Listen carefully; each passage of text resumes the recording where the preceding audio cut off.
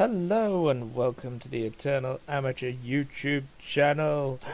2 Point Hospital is out. I'm very excited. Used to be a big fan of Theme Hospital, and one of the things that kind of annoyed me was this lack of movement and how some things can be placed. So it's great to have like an updated, awesome version of the game.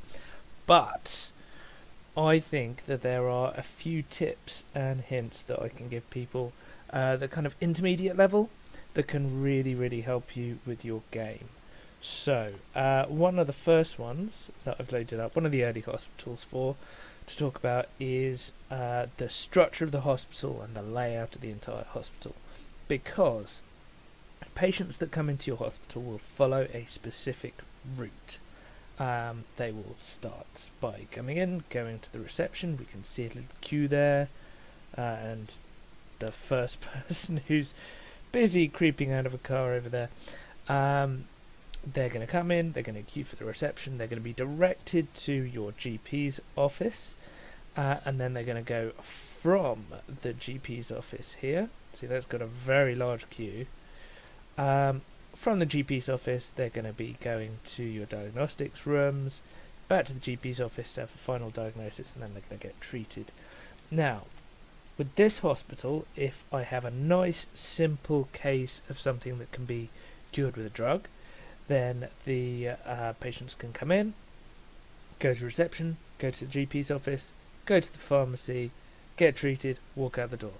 That will be a really quick, easy trip for them.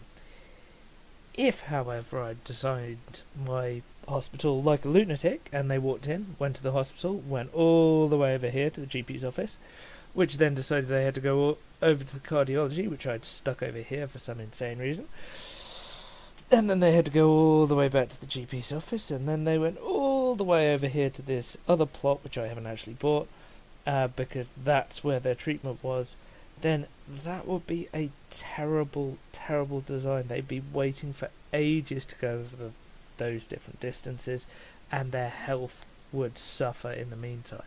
So you really want to plan them out so that you've got your GP's office early on, short trip to any of your diagnostic rooms, back to your GP's office, and then it's not so far to go to the treatment.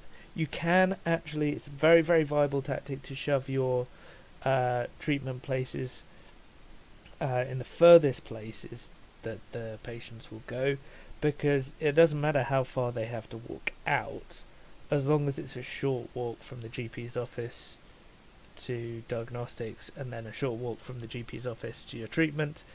Doesn't really matter if they then have to walk for 10 minutes to get out of your hospital. You've dealt with them.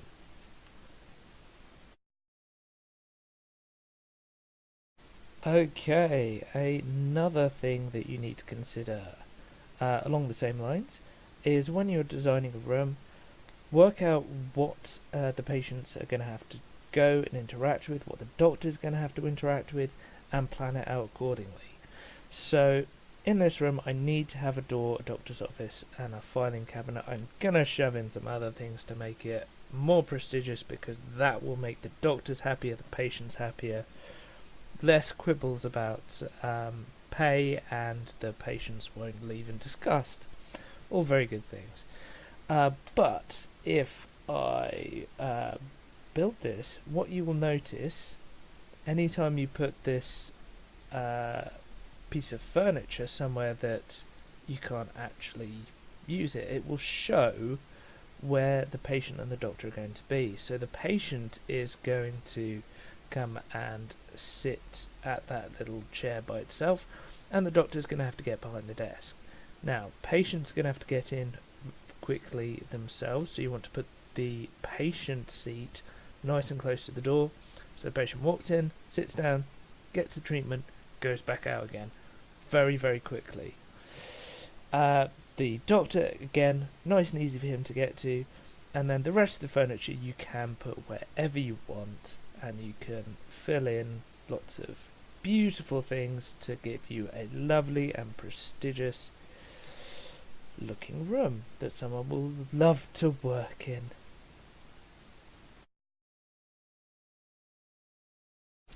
Okay, so Another very important thing is emergencies. Your immediate reaction to having an emergency should be to pause the game and check on a couple of things. So we are going to be getting 5 patients with verbal diarrhea, and lovely, and we want them to go to a pharmacy. Yes, of course we're going to accept it. First, get your relevant machines fixed before the patients turn up.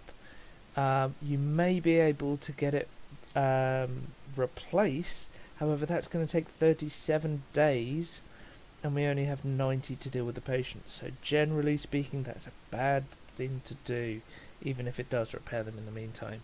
So you just want them to be nicely repaired while you're waiting for patients to turn up, not have to repair it when the patient's already waiting in your hospital.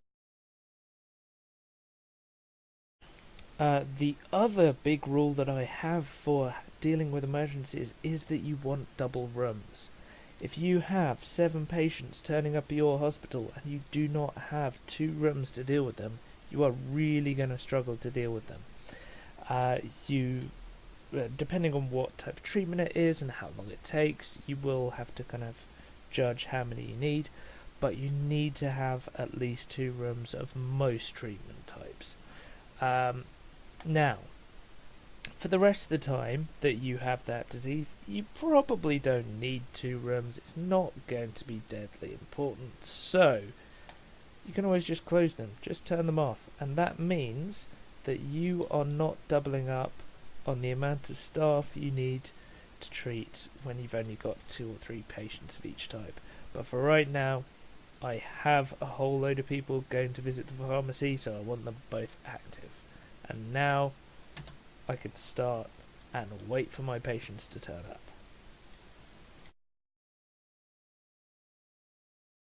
Okay, one of the last things I want to talk about is managing your staff. So most of it's pretty basic. I mean, if they start running low on energy, it might be a good idea to pick them up and put them in the staff room, particularly if they're feeling unhappy. A lot of that unhappiness might just be that they're overworked.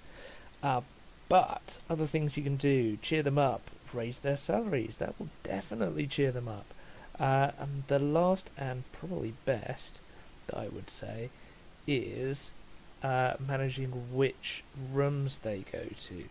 So, you may not know this, but you can actually put extra staff in the ward, which is very, very good for processing things and means that wards are one of the rooms you don't need to double up on. But if we look at our doctors here, these two being good not being good diagnosticians, sorry, they are good, they're psychiatrists, reasonable psychiatrists, but they don't have these bonus diagnostics that most of them do have. So I have said that they are not allowed to go to GP's office. They are not going to go to those rooms at all, which leaves them to focus on the psychiatry and then fill in some of the other rooms where it's a bit less important.